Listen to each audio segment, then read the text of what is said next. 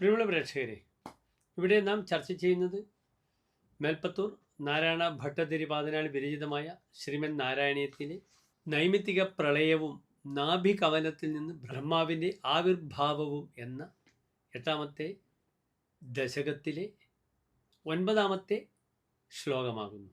വിബുദ്ധ്യജത്വം ജലഗർഭശായിൻ വിലോക്യലോകാനഖിലാൻ പ്രലീനാൻ തേഷ്വേഷ സൂക്ഷ്മാത്മതയാ നിജാന്തസ്ഥിതേഷു വിശ്വേശ ദദാധ ദൃഷ്ടിം. ഇവിടെ പ്രിയമുള്ള പ്രേക്ഷകരെ, അടുത്തതായി പ്രസ്തുത ശ്ലോകത്തിൻ്റെ പദച്ഛേദമാണ് നാം ചർച്ച ചെയ്യുന്നത്. ശ്രദ്ധിക്കുക.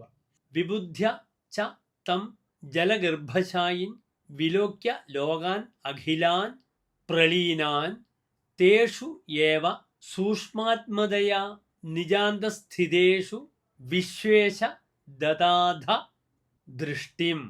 അടുത്തതായി പ്രസ്തുത ശ്ലോകത്തിൻ്റെ അന്വയം ശ്രദ്ധിക്കുക.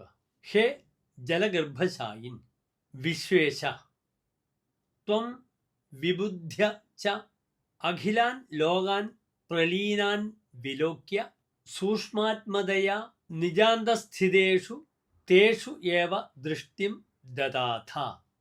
അടുത്തതായി പ്രസ്തുത ശ്ലോകത്തിൻ്റെ സാരാംശമാണ് നാം ചർച്ച ചെയ്യുന്നത്. അല്ലയോ ജലാന്തർഭാഗത്ത് ശയിക്കുന്ന ഭഗവാനെ, നിദ്രയിൽ നിന്നുണർന്ന് അങ്ങ് എല്ലാ ലോകങ്ങളും തന്നിൽ ലയിച്ചു സ്ഥിതി ചെയ്യുന്നതായി കണ്ടെത്തിയപ്പോൾ സൂക്ഷ്മ രൂപത്തിലിരിക്കുന്ന ആ ലോകങ്ങളെ മന്ദം മന്ദമായി നോക്കിക്കാണുകയും ചെയ്തു.